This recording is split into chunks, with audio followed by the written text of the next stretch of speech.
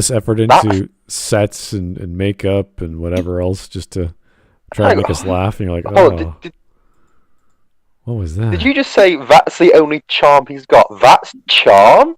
Dear Lord. Anyway, let's get going. Good afternoon, folks. Welcome to Smudcast number 198. This is the old versus new Teen Titans. And as you guessed it, yes, it's Doug Walker from Nostalgia Critic. And I'm not a huge fan of the Teen Titans. I think I watched a few of the originals. I watched a few of the new ones. And I think I had my fill. I was like, all right, yeah, I know enough to enjoy, to appreciate, to understand what these shows are about and why kids would like them. I assume they're for kids. I can't see most adults wanting to sit down and watch these, but, some people do. It's fine. Mm-hmm. So this is a 18 and a minute and a half video. This will take some time, depending on what exactly Doug Walker says and how long the skits are and all this other crazy antics he gets into. So we will see. I do not know yet, but we will see. So yeah. Hopefully there's not that many skits in this goddamn video. Yeah, hopefully not. But if there is, just remember, we stream it so you don't have to. Oh, God. So thank you. I might open a beer now. Yeah, I wish I didn't have anything with me. Anyway, praise be to Steven Seagal and all that crap. So anyway, Seagal. Yes, the Holy Church of Seagal. Holy Church of Seagal. Do not find yourself on deadly ground, nor under siege. Just emerge from the belly of the beast. We can go. All right. Yay.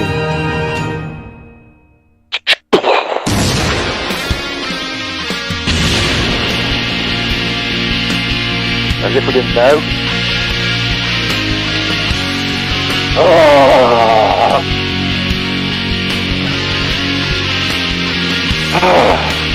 No. Yes, brother. Yeah.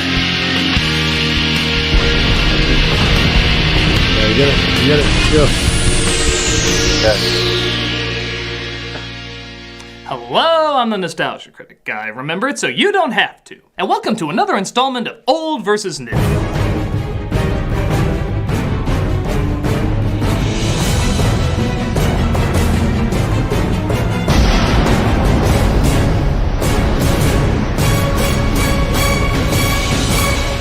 Most of these I like to compare certain elements like best character, best villain, and so forth. This episode is going to be more of a general comparison because this one is, Teen Titans.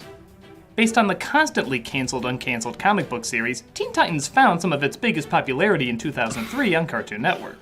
It starred Batman's stoic sidekick Robin leading a team of super teens to fight evil on a weekly basis. These teens included a moody empath from a parallel universe named Raven, a half-human, half-robot football player named Cyborg, a curious energy-zapping alien named Starfire, and a literal party animal who can change into any creature he wants, Beast Boy.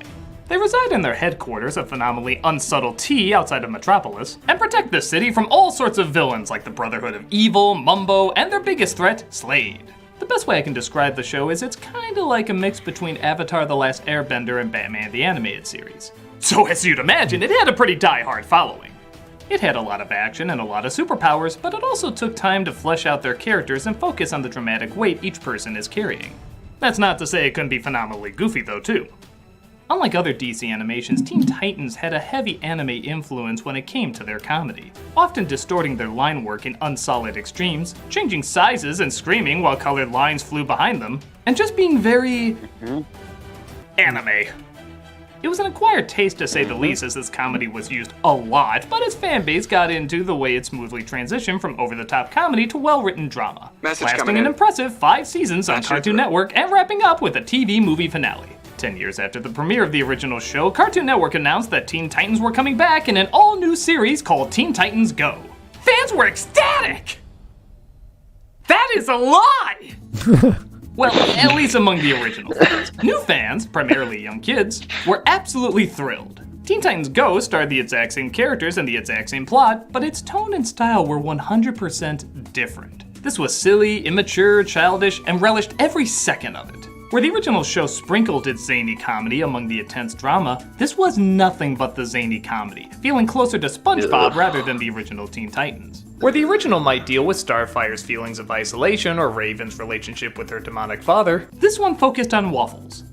Yeah, that was a bit. Waffles, waffles, waffles, waffles, waffles, waffles. They constantly broke the fourth wall, combining industry jokes with fart jokes, and kids seemed to laugh their heads off at it. So much so that they even got a cinematic release. And Okay, so it seems as if they have a popular franchise that was good back in the day.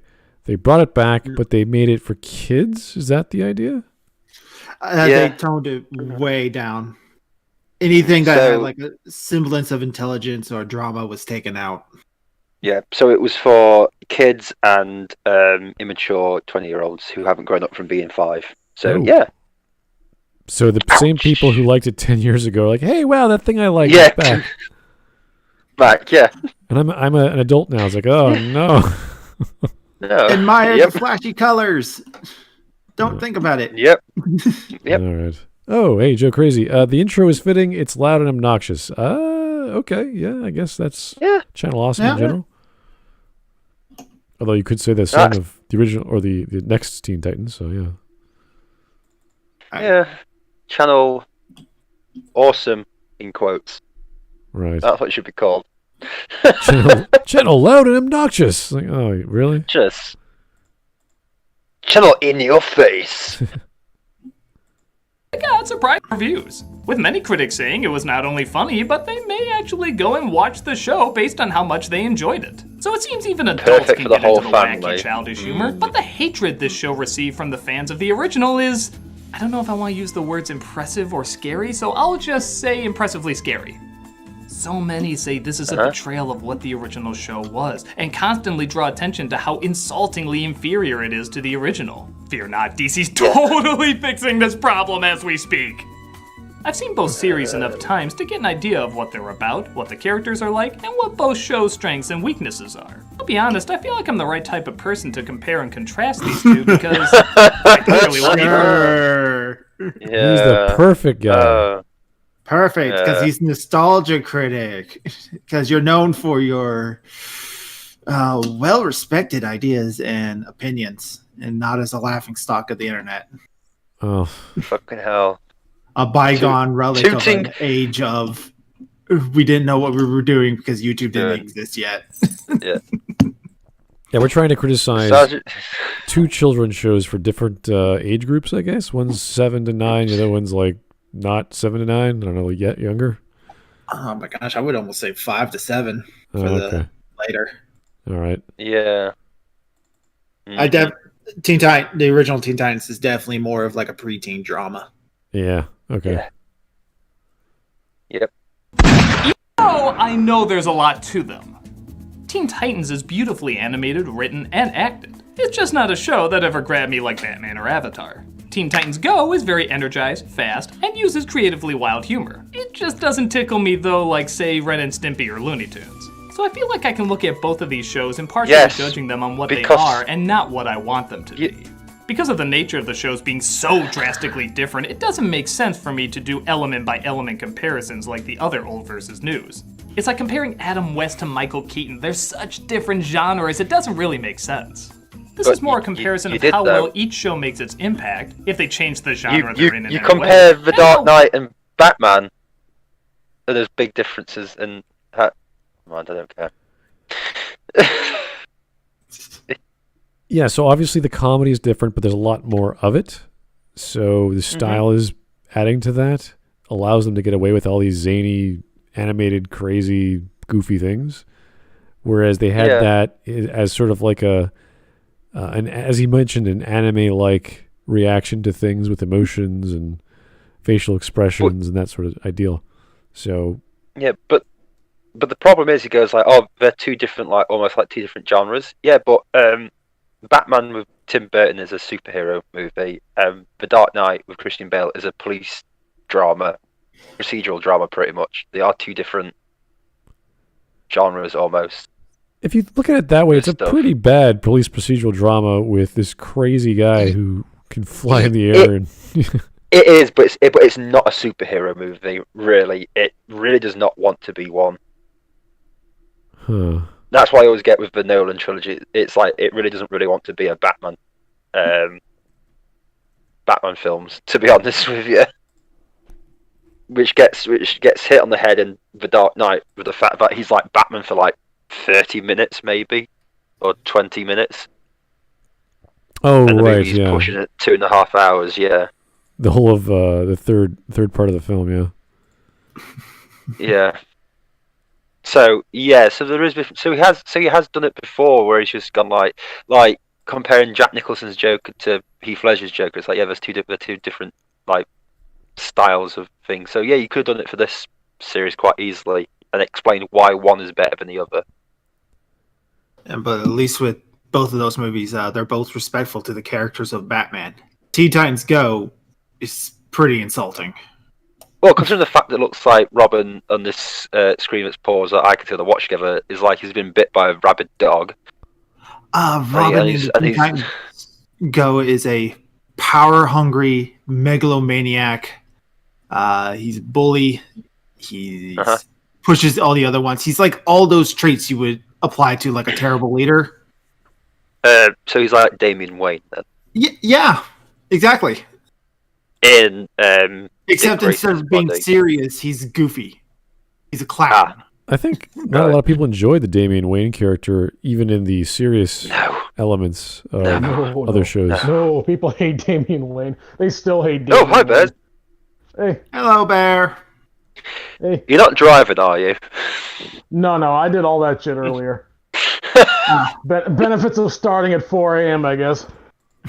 But yeah, Damian Wayne is. I think there's only one scene in like the new animated ones that everyone enjoyed. I think was, don't know if it was the Son of Batman or something, where Batman literally almost starts beating the crap out of him, and then was like, "Yeah, that's a great scene," just because he beats the crap out of Damian Wayne.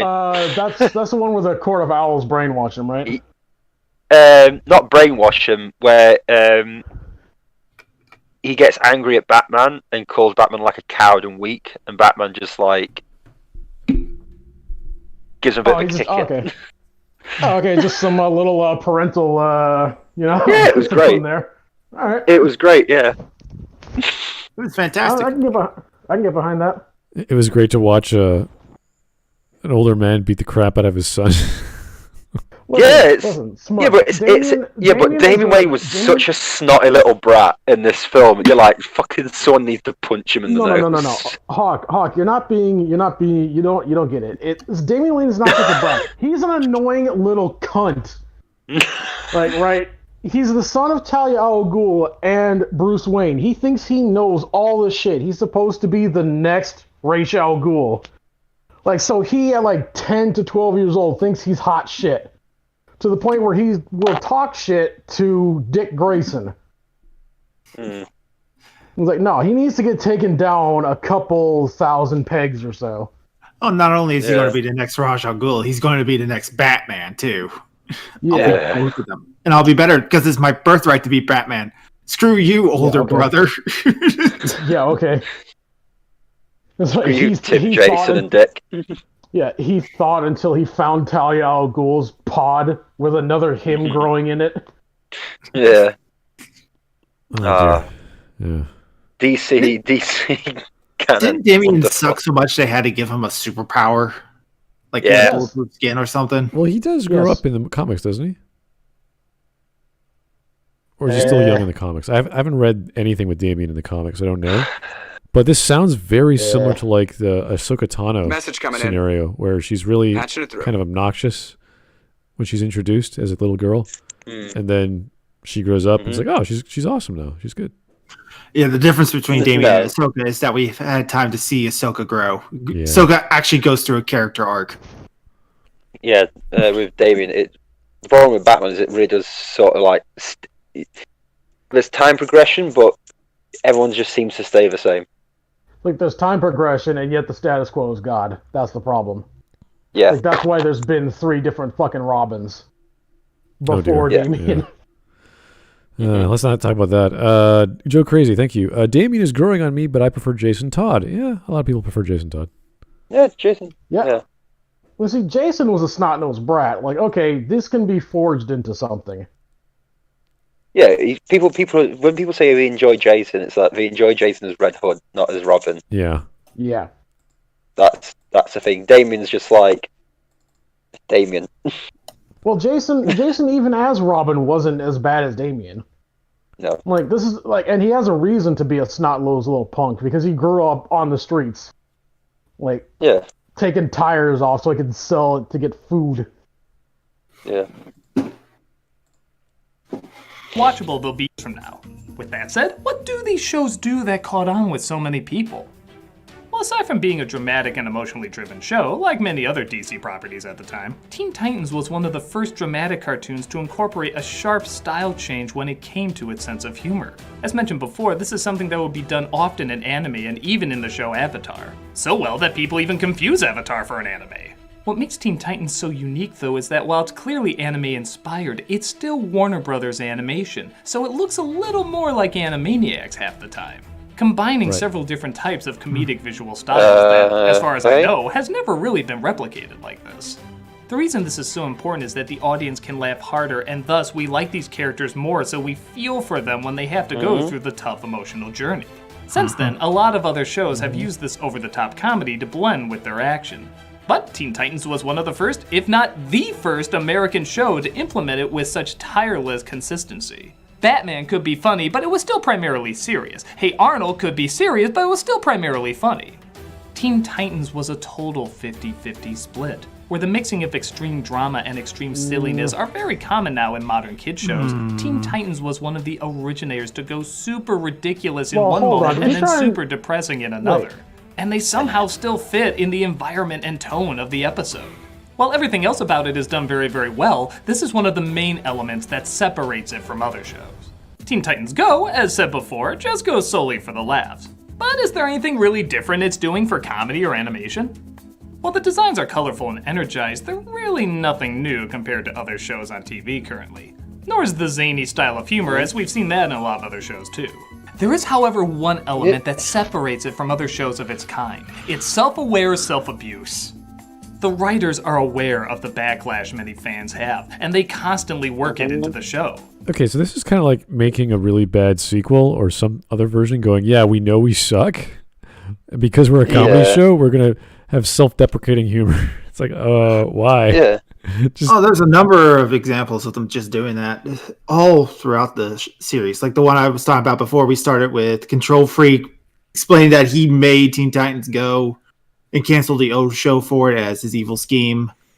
I believe there's a dream sequence where they use scenes from the Teen Titans movie, but they dub over it to make it sound like Robin and Starfire are making out ridiculously through it. This is a kid's show, by the way. Yeah. In later episodes in direct-to-TV movies, they fight the old cast. Yeah. Oh dear. Why? This show. I mean, Channel and the Sarge Critic. He's nearly halfway through this, and he's not even got to.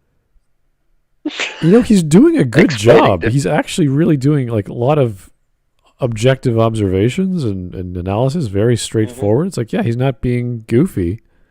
He's getting all the facts right. I'm like, yeah, this is good. I'm liking this. He has like the ability to do good stuff. He just needs to ditch some of the skits sometimes or think them out a little bit longer. We have not had one skit. It's been great. Yeah. I think I just chased Bear off with that line. Don't get me wrong, shows and movies have attacked their viewers before. Some successfully. There's the please, please, please get a life foundation. Some not so successfully. There is no originality left in the world, Mr. Heat.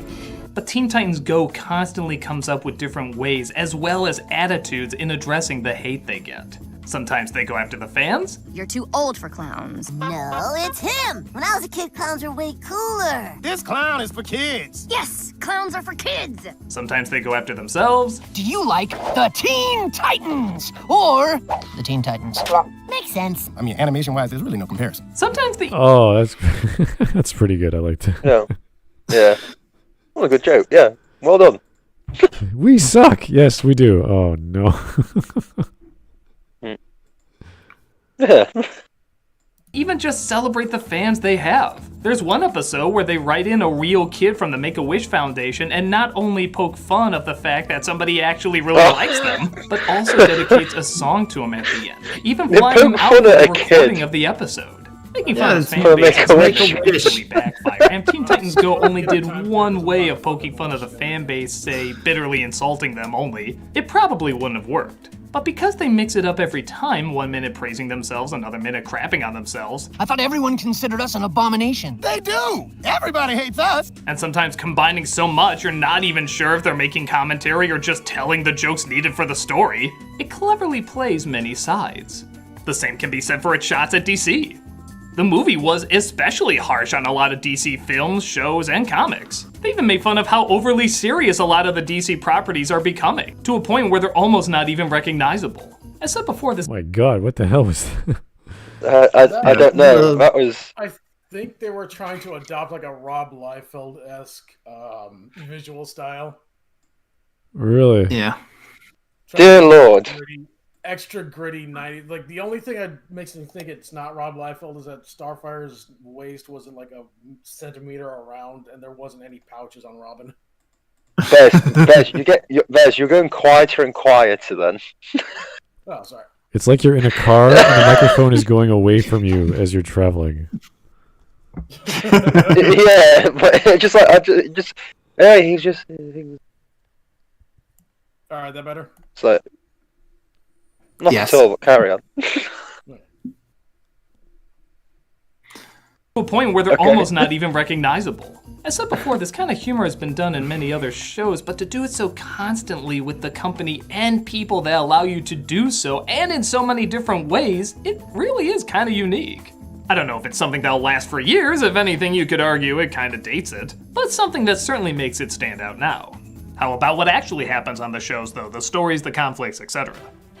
The original did a pretty good job of combining episodic adventures with long-running stories. Sometimes it was just a villain of the week, but other times it was an ongoing battle with a villain that would evolve along with the Titans and thus give them new challenges. Mumbo usually has a new creative way to try and take them out that usually wraps up at the end of the episode. But other villains learn so much about the Titans that they can leave them both figuratively and literally torn apart. A villain named Kitaro beats Robin so bad that he leaves the Titans to go figure out more about himself so he can become stronger both physically and mentally. Raven's father finds such effective ways to tighten his that was grip a bad that it example. consumes her almost to her end. And of course the run-ins with Slade that always pose new challenges to both their willpower and their weaknesses usually leaves them slightly, if not majorly different people. It has many episodes you can watch by itself, but rewards you if you've watched for a long time and you can see them grow as characters. Teen Titans Go, again, is episodic madness. But their challenges are also very enjoyable because, well, they're usually very selfish. True, they do save the city from various threats, but it's usually for the reason of just wanting to be famous. When not wasting time with things like waffles, they, especially Robin, focus on how they can be the most popular superheroes around. The movie especially focuses on this by trying to go back in time and stop all the superheroes' origins, only to find they apparently suck so bad as heroes that the world is on fire and they couldn't save the day. So they put all their origins back to normal. I guess that does make me appreciate the challenges because for children's programming, they're all kind of awful. And they know it and love it. That's a kind of Dick Grayson just like, hey, yeah, you should go down crime alley. By the way, make sure to show those pearls off, Martha. What the hell is going on now? If you could shout as loudly as possible, I have a billfold full of hundreds. That'd be great. Is this a scene or shot from The Lion King? And what is going on? I don't know. I haven't got a clue. It's got some eagle in the background. You have this giant crab. Like, what is? I just want to say, What the hell are they watching? He was only there for a split second, but I just want to say I could have died happy not seeing the Teen Titans Go version of Darkseid, and that made my life significantly worse. Yeah. Yeah. Why has Nostalgia Critic even done this video? Is Because that the dancing crab from the meme? I, Is that what I'm looking Yes, at? I think it is. It's like Dancing Crab versus Simba, a Teen Titans story or something. This is pretty experimental. If you're putting actual clip art into, or whatever the hell this is supposed to be, into your animation. I don't know anymore. Wow. I don't know what this. I don't know. I'm just mesmerized. I'm just watching.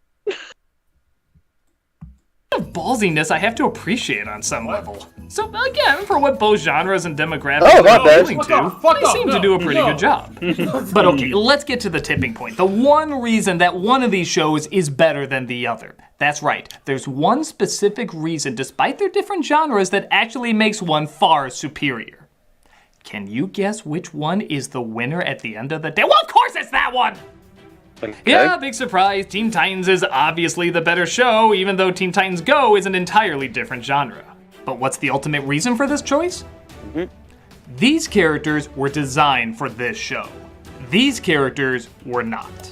Exactly. You see, these characters were made to work off of each other more than just comedically. They were supportive of each other, angry with each other, in love with each other. Their unique personalities were so different that they could utilize them in both fighting enemies and their own inner struggles. They were a dynamic that added both conflict and togetherness with their personalities alone.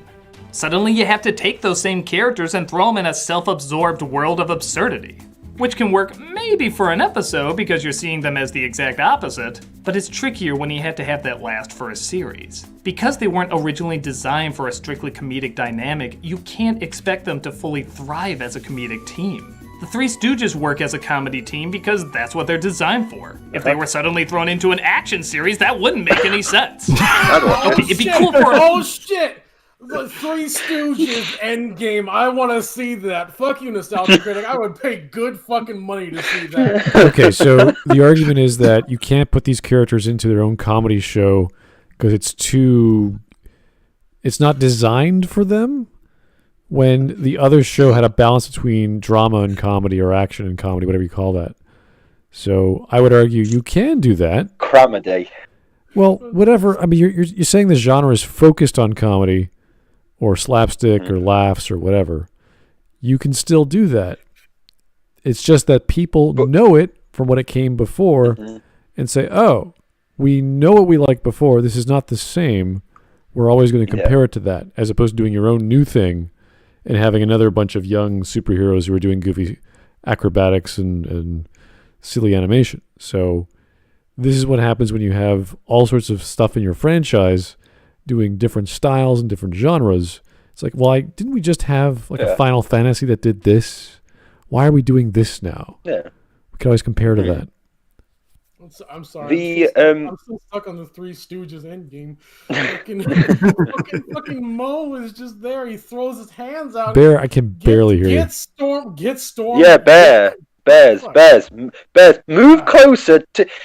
Go into the same room as your microphone. There you go. I'm damn near deep throating Message coming in right now. Turn your gain up. Go to your right click on your system tray, and then just go to your mic and just beef it up. All right. Yeah. How's that? Even worse. What? Did you say something? Didn't go here or there. So. Did he say so? I honestly did not hear a thing. Fuck. Yeah. Bears, seriously. I'm gonna. Fuck me. Fuck me. We can barely hear you. This is supposed to be my good fucking mic. God damn it. Sure that.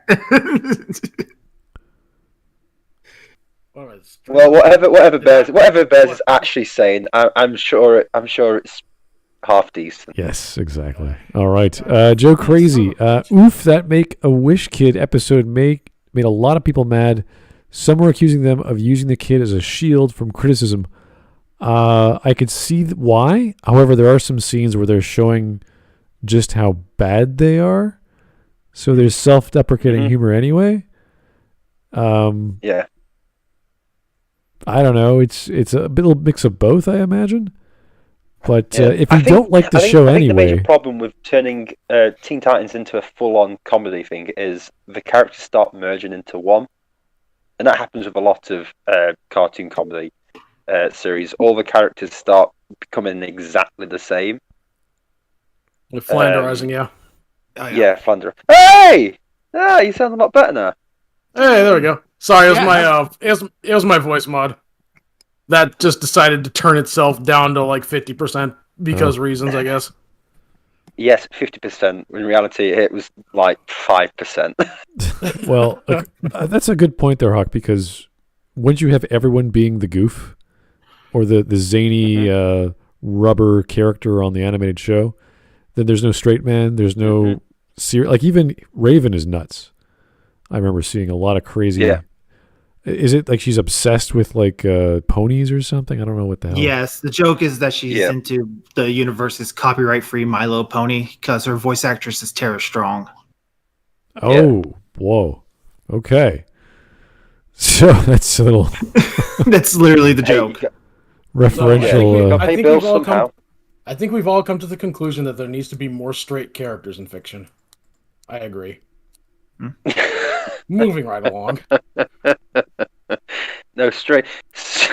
Yeah, so comedy shows need to have a little balance of zaniness and seriousness, or else it's just all a joke, and it doesn't work as well. So. Yeah, it's like the problem with when they started turning. It's like with the Simpsons, they started turning every character into a one-dimensional, zany character, and there was no straight characters to work off of. It was like, oh, the humor doesn't work anymore because everyone's so insane. These crazy things just make sense, in this world. It's not crazy anymore, it's just normal.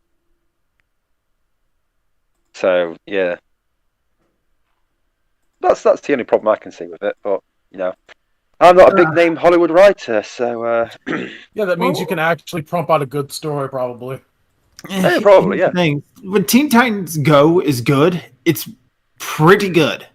They can be incredibly funny. They have some actual talented writers who worked on it occasionally. The majority of the episodes are awful, though. The largest problem with Teen Titans Go isn't even the controversy. It's not as good as the original. It's that it was the only thing on Cartoon Network for like a good 4 years. Oh yeah, I remember the people saying like dominated. It's like dominated the time slots. Like it was like 90% of the content that was coming from Cartoon Network at that time, and the only other shows I can think of off the top of my head was Adventure Time and Gumball. I'm trying to think of like other shows, like even live action shows, which were just joke like British. I always refer to the young ones just because it's so silly. But even then, when someone gets hurt, they revert back to, oh no, I knew this was going to happen. Yeah, don't worry about it. Yeah. It's bound to happen anyway. Don't worry. Nope, all my fault. It's like someone gets a spike through their head, even though it's completely stupid. It goes to yeah. You got to realize, this is just a comedy show. You can't make a joke about ridiculous crap like losing an arm or having a thing going through your skull. So things like that happen in certain shows that were supposed to be serious. Yeah. So I think the problem is once you start, I think one of the main reasons was with fans, characters just all turn into the exact same caricature after so long, and it was like you can barely tell them apart from their silhouettes. That's the only thing that really was telling them apart, and we see that happen with loads of shows, and that happens in like live action as well. So. Yeah. All right, here's Tyler Preston. Thank you. At least Teen Titans Go isn't Thundercats Roar. Okay, I mean, the style is similar when you think about it. Okay. You're like, listen, like, okay, well, I mean, at least this testicular cancer isn't brain cancer. Thundercats Roar is a whole pot of its own mess. Yeah, when you start insulting the old series and then spitting on the name of a dead voice actor, it's and when you they insult the old shows, which were like a lot better, and then you look at the making of, and it's this Vosh looking pudgy bug man with a fucking top knot. Like, get fucked. Seriously, go commit die, please. Yes. Well, yes, you are the superior Thundercats, and everyone who disagrees has poo-poo opinions. That is literally a line. So we can say about the 2011 reboot. That was also a line in there. All right, so we can definitely say that reboot was awesome. Yeah, I know it was. Teen Titans Go is probably a better sequel or reimagining of Teen Titans than Thundercats was to the original. Yeah, it's not even a competition. Teen Titans Go is much friendlier, much more faithful than Thundercats Roar. Right. Teen Titans Go doesn't seem like a direct insult to people that liked the previous show. It's just like, we're just being goofy for the sake of being goofy. Like Thundercats Roar is literally just fuck you if you like this franchise. Kind of like TOJ, you know what I mean? We hate Thundercats, but we've now got it, so haha, we're gonna ruin it for you. Oh, it absolutely was exactly that. This seems like a problem with sequels in general. Like, we can look to the Star Wars sequels, we can look to Mass Effect Andromeda, all these other popular franchises that we know what we want, and they're going to try to do their own version of it this time for whatever dumb reason. And it's not as good, not as much money was put into it, not as much time and effort and attention. And you get this half-baked, weird thing that doesn't appease the original fans. And maybe they're trying to get new fans, but we're not sure because the original fans go, "This is not good. This is not even near." Yeah, but they half-ass it, so they don't get new fans either. It's like, oh, okay. Yeah, well, that's the difference. Teen Titans actually started going, hang on, maybe if we make fun of ourselves, we might get some of the old fans, and our new fans do enjoy it. The Thundercats one was, we just hate everybody, and we're only doing this to destroy Thundercats. We don't even want a second series. We just want to fuck up Thundercats. That's the big difference. All right. Pretty much all the behind the scene things where we just want to get rid of Thundercats. All right, here is Ron Hirushin. Oh, you want petty? Just check out the TTG and Thundercats Roar crossover where they literally get the OG Lion-O to call the old fans poop brains. What? Yeah, we were just talking about that. Yeah, whatever, fuck it. Well, yeah. Listen, I don't have much respect for voice actors anymore. Like, fuck, no. Say the lines. That's all I need you to do. Just say the fucking lines. I don't give a shit about your opinion. It's probably wrong anyway. Yeah.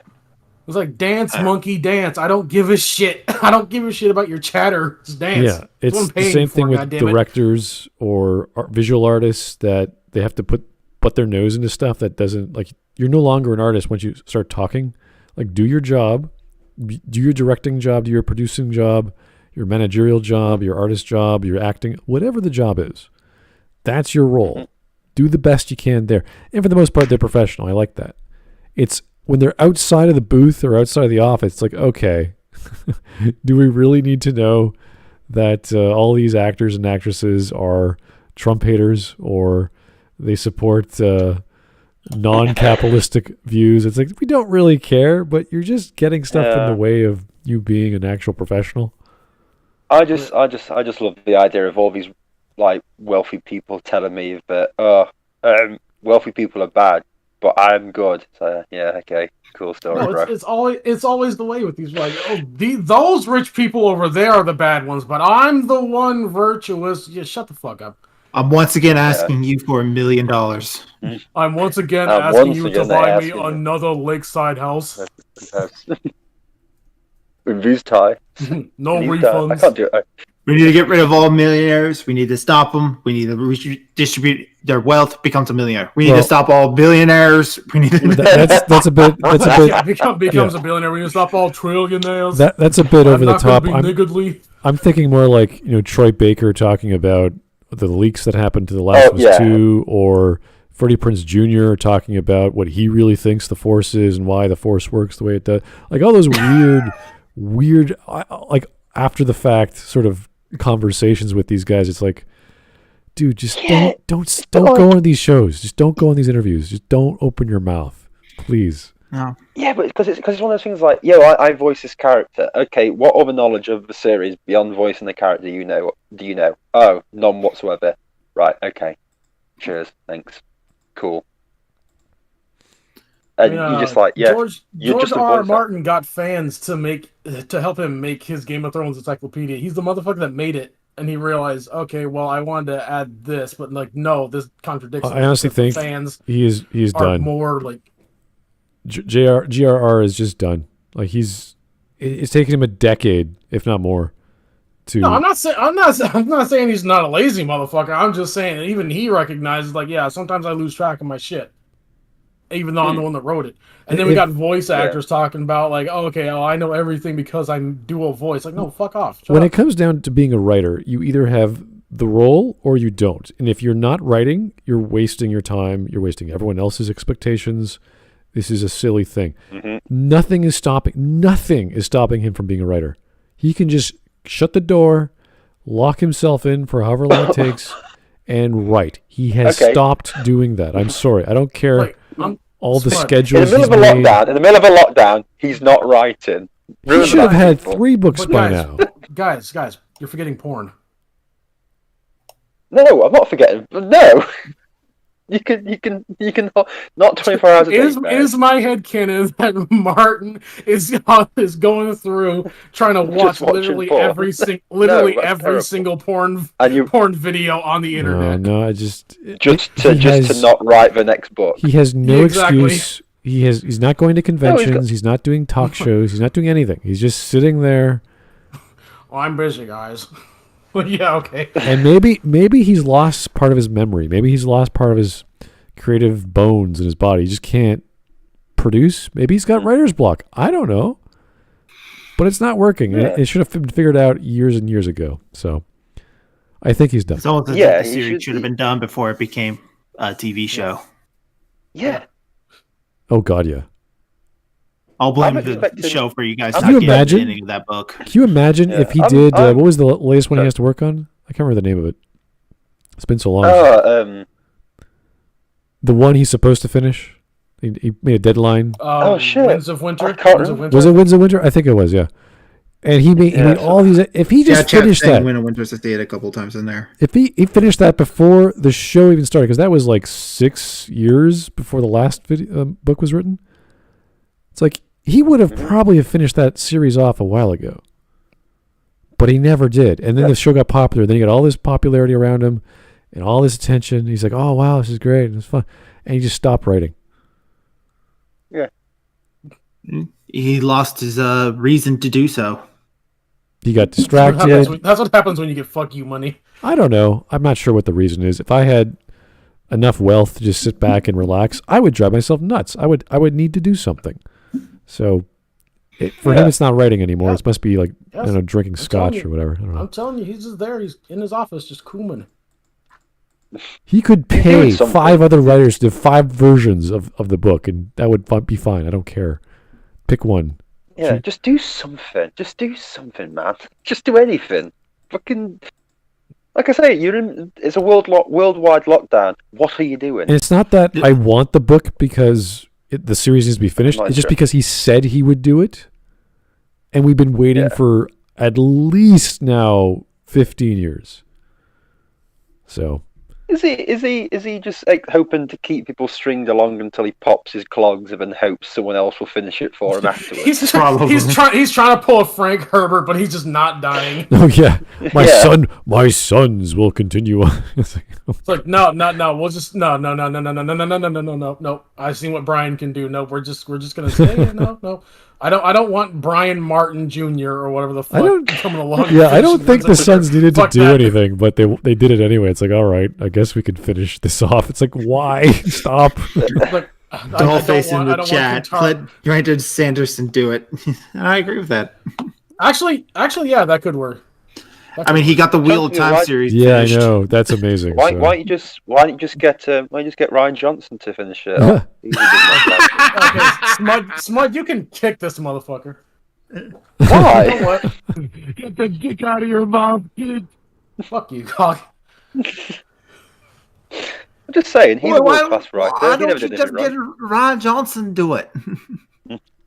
His amazing skills at writing detective fiction. Yeah. Get Ron Johnson to fuck up enough franchise, ain't it? Fuck you. What, Game of Thrones isn't fucked up already? Oh, okay. No, the TV show was fucked up. The books are fine.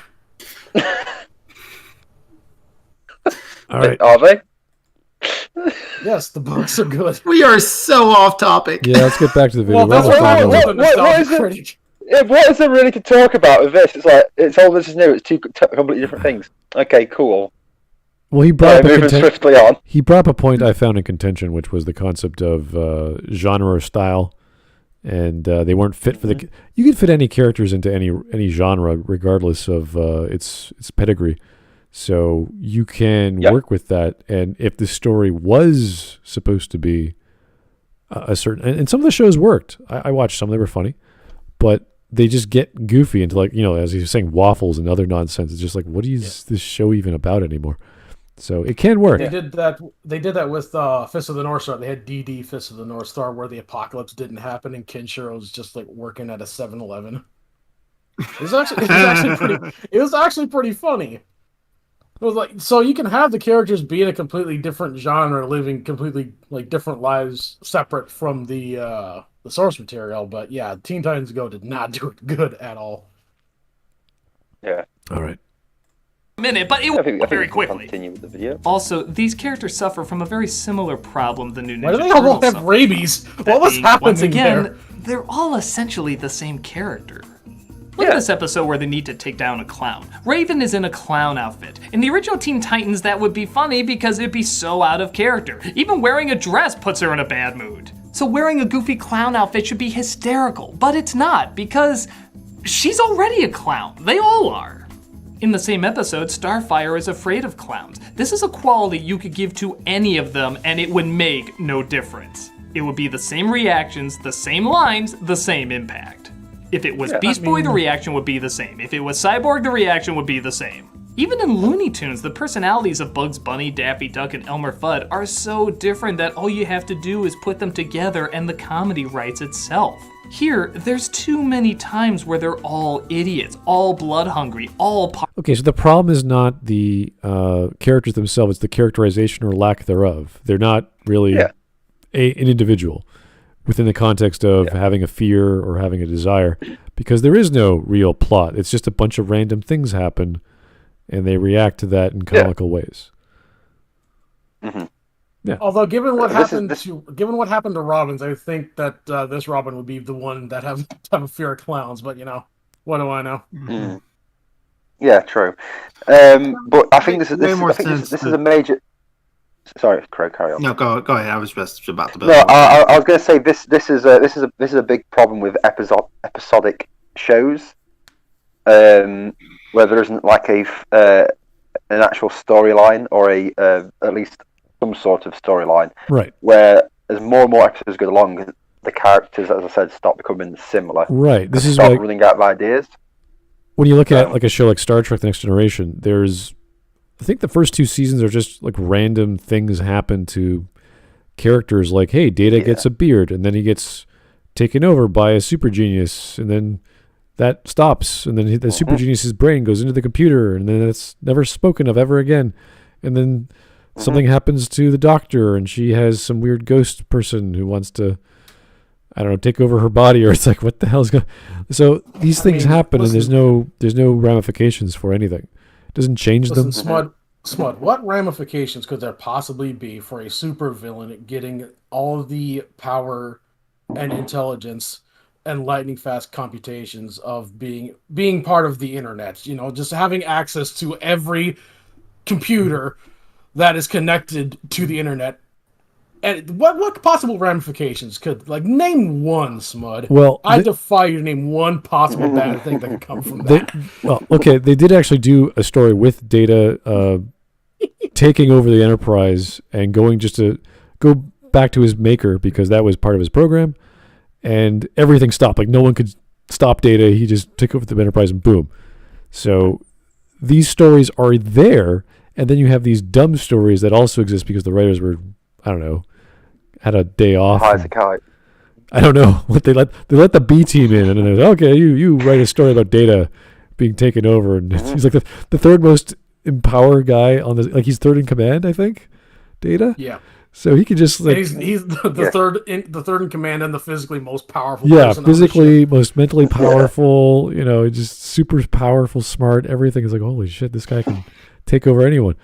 So you have to have these understandings of, okay, Data, can we like turn you off, and how? And then they finally gave him an off switch to explain how this is possible. Yeah, Dr. Crusher just pokes him in the bum, and that turns him off. Yeah, like these things are necessary. So they're not well written because they're bad stories. They're well written because they have limitations. Message coming in. And they show repercussions. Patching it through.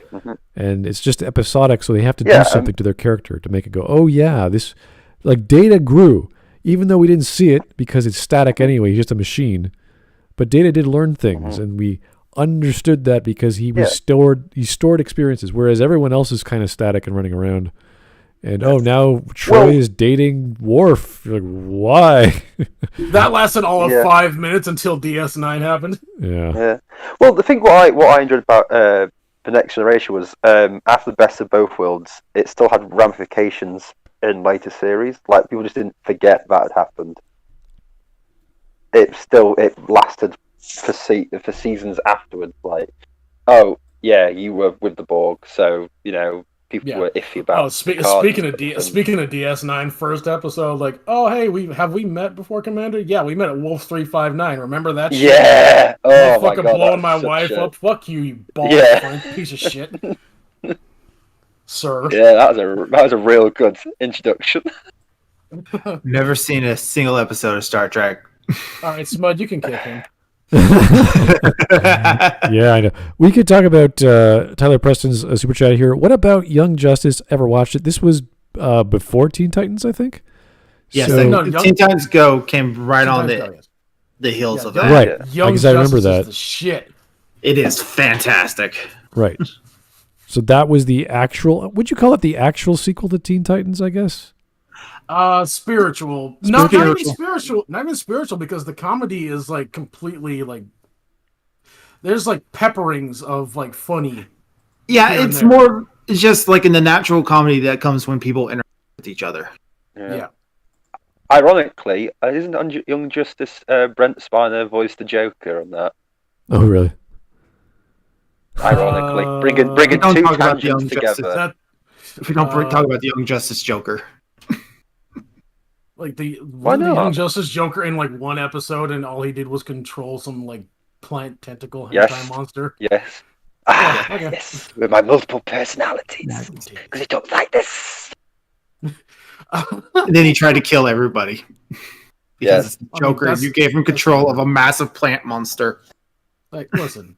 Hello, good boy. Poison Ivy made a calculated risk, but she's shit at math. So. Yeah. That's why she likes plants. Yeah. There's no numbers in plants. I see there being a lot of drama. Reject algebra, return to plant. There was a lot of drama surrounding the relationships. I know that, or remember that. So that was more of a young adult soap opera. It's what the CW wish it could be. No, I don't think the CW even like has the cognitive function to realize it could be better. That is also true. Why would the CW want to be like it? They're already super duper awesome. Like they get free money anyway. Like yeah. Okay. I mean, when you've got like a ratings hit like Batwoman, why would you need to like do anything else? You're already raking in all that cash. Didn't Batwoman just get her greenlit for season 3? Oh my god. Yes. Yeah. Bruh. Yeah. All right. Here's a question from Mr. A to me. Can a plot work with the protagonist just having a desire, as in no need, and they just pursue and struggle again and again for what they know they want? Yeah, a plot can certainly work that way. It won't be as uplifting or won't be as transitional as a character with a need, but a plot can just be a desire. Yeah, that's right. It can be I want X. And the cool thing about that is they don't need to get to X. It would be nice if they had a goal, but they just want to say, I want redemption, and they have no understanding of what redemption means. They just want to do it. So they're helping people. They're always constantly trying to be nice. They're trying to help out a community. And that the story can just end with them just constantly doing that. So it depends on what makes that character interesting enough for the audience to go, I want to see what happens next. I want to see who do they help next? Who do they try to help next? Do they screw it up again? That could be a perfectly acceptable plot. That's true. Yep. Okay. Let's keep going. RDM. Yeah. Their differences are beyond minor. For example, Raven will usually have a frown, Beast Boy will have a smile, and Starfire will say "thee" a lot. They even reference that in an episode. Aside from that though, they usually just all act the same way. Even though the voice acting and the deliveries are still great, when the comedy works, it's 100% what's being said, not who said it. So yes, the original Teen Titans is much better than Teen Titans Go, and it's probably gonna last years and years and years. But it's still kind of fascinating the hate Teen Titans Go gets. Don't get me wrong, I can see why some people don't like the show, and I myself have made some Teen Titan Go jokes before. But the outrage some fans have over it does make me wonder if it's not only worth it, but possibly fueling it. I always see people post how bad the show is and the latest atrocity that happened in the latest episode, but if you don't like it, why are you watching it? How do you know about these atrocities? The truest attention you can give any form of entertainment is no attention. It's like Nostalgia Critic. Here's the thing: people like watching train wrecks. Like it's there's a man named Mahler. Subscribe to him. He and his friends watch a show called Batwoman. He and his friends are the only ones that watch Batwoman. I have to wonder if he knows about the existence of Mahler now. I want to see that showdown. What showdown? What showdown? I want to see that beat up. Like all he could do is fucking at Mahler, and then nothing will come of it. It's Sender's skits against Mahler, and Mahler just like release the Dunn and just like obliterate everything. So benchmark that the OG of YouTube has taken notice of us. We have grown in power. So the video came out in 2018, and Teen Titans stopped being made in 2019, I suppose. So 6 years it was on the air, which is larger than Young Justice, which is amazing. So there was obviously a demand. It was obviously cheap to make, despite the hatred it got. So I don't know how the demographics work. Well, I mean, yeah. If it's cheap to make, then a lot of the programs that are cheap to make do last ages on air because it's cheap to make, and the bare amount of viewers gives them Retarded people have retarded crotch fruit that they allow the TV to babysit. So yeah, having this colorful nothing to have on there just to have your kids be entertained while they fucking drool on the floor, that's great for half an hour. Well, you go make another one to do the exact same shit. I may have mentioned before, Teen Titans Go just dominated the time blocks. From the moment Cartoon Network start at the end of Adult Swim all the way to when Adult Swim started, it was almost entirely Teen Titans Go. Mm-hmm. Yeah. If people don't watch it, they don't make it. So why do so many haters watch it, especially if it's clearly intended for younger kids? We got excited going from the 60s Batman to the Tim Burton Batman. In fact, if anything, it seemed really cool to go to something so different. But at the same time, we did go from the Tim Burton Batman to the Joel Schumacher Batman, and that was not as cool. Especially because it was the same actors doing a more silly style that none of us wanted. It's hard not to see a comparison. What? But those movies had little in terms of being clever, and even though Teen Titans Go can get a little annoying sometimes, it does have its clever moments. Maybe it's also because the original show was canceled and nobody really knows the reason why. So to have a new show replace it that not only portrays them as goofy characters, but also seems to be popular enough to get its own theatrical movie, and the other one just getting a TV movie, perhaps Teen Titans Go just happened too soon. I mean, it wasn't that many years since the last one stopped. I don't know if I would be ready for something so different so close to when the original aired. Whatever the reason, 10 years it still isn't has exactly a fan base of both close. kids and surprisingly adults. Yeah. DC has teased new versions of Teen Titans in the near future, maybe even a return to the original. Is in store for them? Happening. There is no doubt that Teen Titans is a unique and powerful show that'll last for years. Teen Titans Go is a waste of time that brings joy to a lot of kids and even some adults, and both are totally fine for doing so. No matter what your thoughts are on Teen Titans or Teen Titans Go, they definitely both left a big impact, pleased a lot of people, angered a lot of people, confused a lot of people. Either way, we watched. And maybe the power of these characters is, no matter what scenario they're put in, genre, style, or whatever, they'll always last in one way or another, because there will always be a uniqueness that draws us to them. So they're just unique, we don't know why? You could just literally, you could say that for every single fucking thing ever made then. I just want to say, like, this entertained... This entertained, brought a lot of joy and entertainment to a lot of kids. You know what else does? A really cool stick. Jangling keys. Paddle balls. Just right. I'm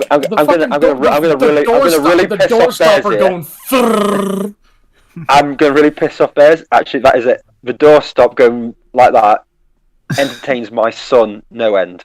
Why would that piss me off? Oh look! Oh, I'm Orc. I've got a kid in it. I only do that when you mention it like 3 or 4 times within the span of like 10 minutes. This is your first time. My son, who I birthed. Your son, who you birthed? Did you like pop him out of your urethra? What the fuck? Yes. In a sense, he kind of did. Fucking yeah. Your fucking kid just ruminating in your ball sack. Hey, listen. When you believe in Steven Seagal that much, anything is possible. He Hawk prayed to the holy Seagal and put a womb. A virgin birth. A virgin birth. A virgin birth of a fucking fully functioned baby out of your ball. You've made mistakes by letting us on your show, Smud. Anyway, Teen Titans. But yeah, we're done. So yeah. Back to the topics. Hawk's ball sack. Right. No. Anyway, let's see what else he has to say here. Yeah. You know, and for all the talk of how bad Teen Titans Go, I was really let down. I want to see something amazingly bad, like shockingly bad. You hear me, universe, that just keeps giving me bad movies to watch? I want something so bad. Watch your own movies. It's the trailer for his next episode. You made 3 of them. Go on, let's have a look. Go on, I dare you. I can't believe it. A new kind of bad that'll blow me away.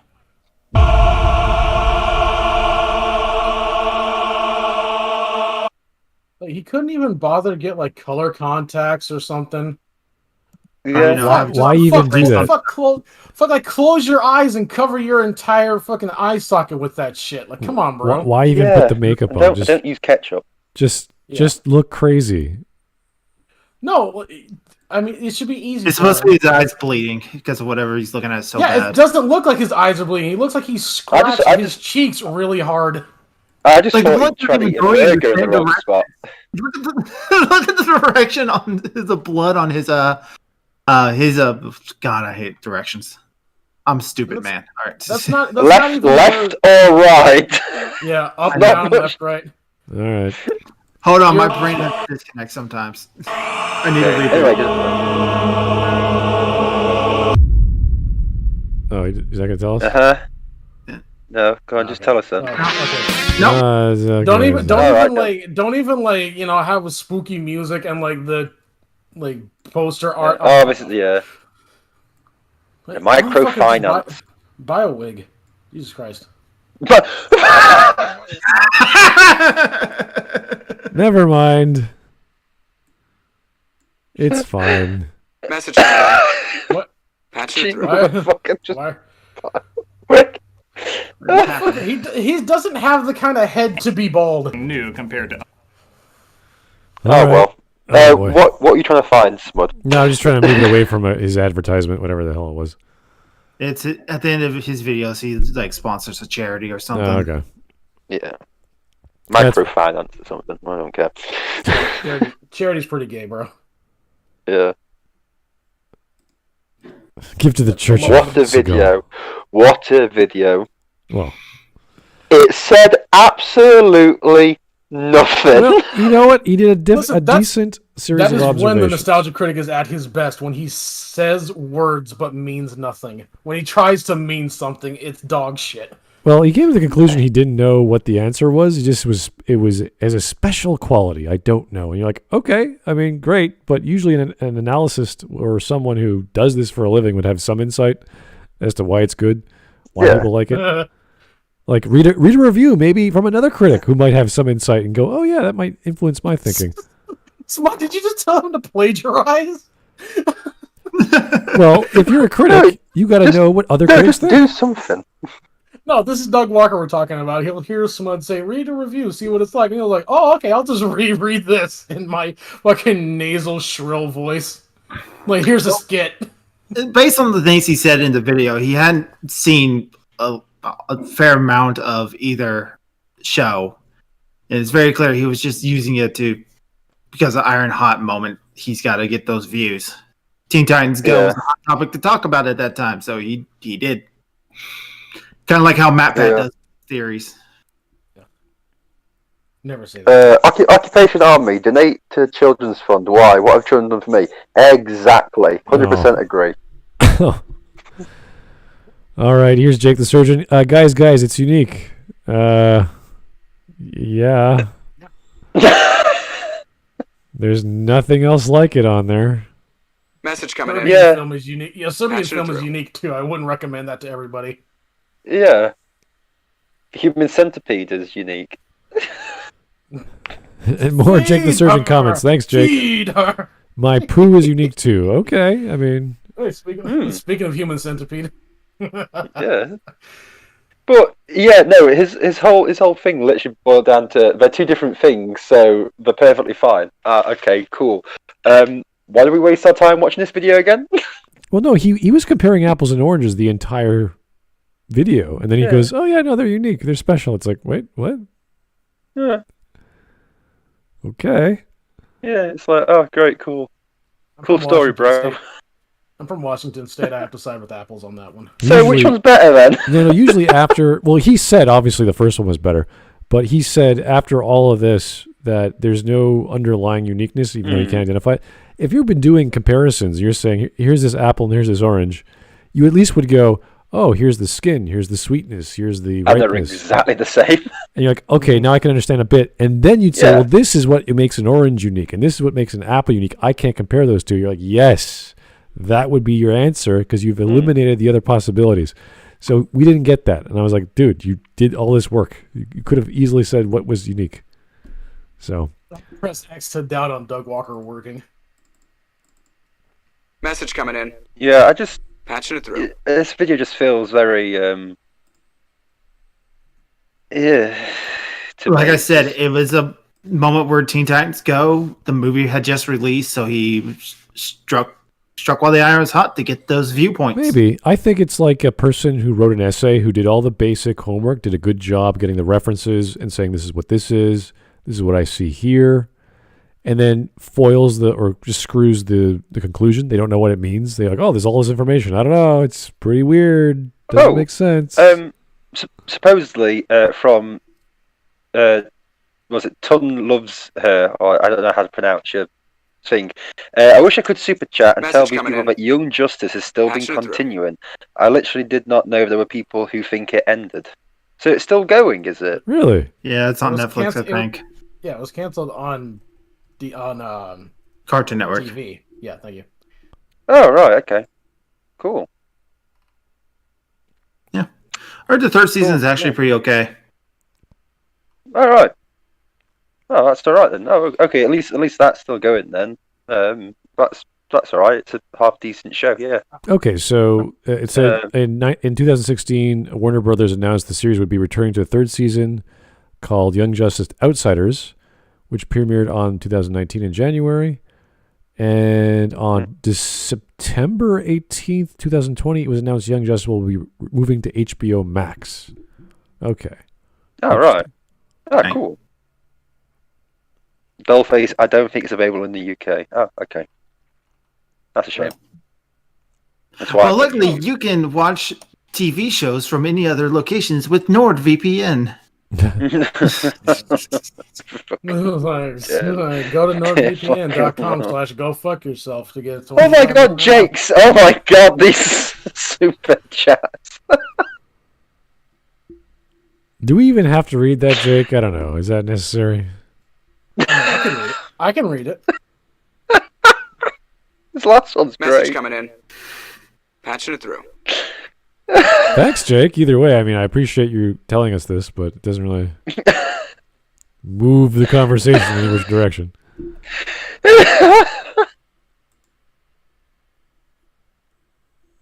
So Stalin. Oh, the last one, I agree. He certainly was. Stalin certainly was. Yes. Yeah. Thanks, Jake. Okay, well, that was a pretty quick 18-minute video. It was just. Yeah, well, I thought it was going to be longer because I thought you'd actually go into like some sort of details. But you thought Doug Walker was going to go into detail. No, as in shut up. As in like how he usually does his old versus new, because his old versus news are usually quite good. Yeah. As in like he doesn't treat them like his usual videos. But this one, it really was just like, come on, just do a skit, do something. Gotta hit that algorithm. Gotta get that. Criminal Imagination says the movie he was bleeding his eyes out to was Freddy Got Fingered. Oh yeah, never mind. That's fine. Oh, okay. Oh dear Lord. The content of the video was like the 3 minutes at the ending were just an ad. The first minute and a half was him just having his intros and whatever. So in reality, it's more like a 12 Message coming in. 13-minute video. Patching it through. So, and he did a decent job talking about the information, which is good because you do that. You start off well and then you conclude well. He just sort of went, it's a show. Like, thanks. Yeah. Oh. Hooray! Jake the Surgeon, me crying when I coom is unique. Not as unique as you think, my friend. Not as unique as you think. No. Crying after you coom is the common thing. While it's happening, that's different. They Got Fingered is a misunderstood masterpiece. Here's why.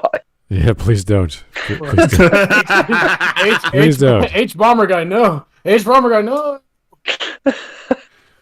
Yeah, I think we need a whole nostalgia critic on that. We're done with Mr. Green. Is that his name? Last name is Green? He dated Drew Barrymore as well, while she was good looking. Oh. Okay. You mean when she was not old and fat? Yeah, not old, fat, and drugged up, yeah. Anyway, I think that's all we have for today. I don't have much else to talk about regarding the topic of Teen Titans and Teen Titans Go. Good for being a kid, not so good for being an adult, and in general... Tom Green is his name. Tom Green, thank you. Tom Green, we got it. All right. So isn't he one of yours, Smud? Isn't he one of yours, Smud? He is Canadian. Yeah, he did make some beer. I never tried it, and I don't want to. Okay, Smud, I'll take that. Nor would I. I'll take that apology now, Smud. I don't apologize for Canadians. I'm sorry. Smud is not responsible for disaster. The actions of Canada. We made some weird shows. And I don't know why America buys them. America, you're weird. Why would you buy our shit? You just do. We're stupid. That's why. If you're Jake lucky, the Surgeon, what the hell?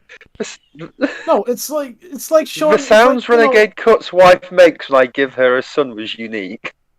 Hey, Jake the Surgeon, you should come check out my stream so that way I can get monetized and have your money too. Yeah. Indeed. We gotta get them Hey, thousands. Jake, just give me money. Yeah, that was like PayPal.com/ it's kind of like a tip jar. Whatever message you want. It's like when you're a pianist, you have a tip jar. Instead of him just giving you money so you can play a song, he tells you a joke. It's like, oh, thanks, Jake. Yeah. You gotta really highlight that T at the end of pianist. Pianist, yes, yeah. Pianist. Because all I heard was, imagine a penis with a tip jar. Jake the surgeon comes along. Okay, when next time you go to a jazz club and there's a guy playing on a keyboard there. Hey, that's the penis. Yeah. Okay. you could associate I love someone a baby grand piano with a penis. I don't No, I said fingerprint. Whatever works for you, sir. When you're up in Regina, go see the penis. Yeah. Sing us a song, you're the piano man. Sing us a song tonight. All right, guys. This stream's gone long enough. This was a very short stream. I do appreciate all the time and effort you guys made. Thanks for the jokes, Jake. We appreciate all your super chats and all the zaniness that was the chat. So thanks, guys, for popping on. I didn't even know this was going to go so fast, but I'm glad we had a good time, and it wasn't as bad as I thought. It was actually not bad because the first part was great. I thought it was perfect. He did all his information, and he did well. Just screwed up the landing, I think. Yeah, that's about it. Yeah, it's all right. Nice Canadian giving Doug Walker credit for anything. At least he's not apologizing. He flew fine. Came down perfectly okay. I mean, sure, he crashed into the control tower, but he did all right. So thank you so much for the suggestions. Keep them coming. We've got all kinds of ideas coming up for what we're going to be doing next on every month now on Smudcast. We're not sure yet, but we got some good ideas, and we just got to plan them out and figure them out for everyone else because not everyone is involved as much as they used to be on the Smudcast because they got their own lives to deal with and their own channels to work on, and that's totally cool. Not everyone is as sad and as alone as I am. So okay, Hawk, we're sorry. Some of us are just sad. Oh shit! A Canadian said sorry. Sweet. Oh yes. I apologize to the UK. Yeah, sorry, my motherland for. Yeah. Listen, y'all fucking goody two shoes, little brats. Yeah. Like, I'm gonna be here in America. Whoa! You leave Canada alone. Canada wishes. I don't have to listen to you. I don't have to listen to you, Dad. Drives away on motorcycle. So anyway, keep the suggestions coming. Keep the voting going. We'll see you guys real soon, and have yourself a great evening. Good night, folks.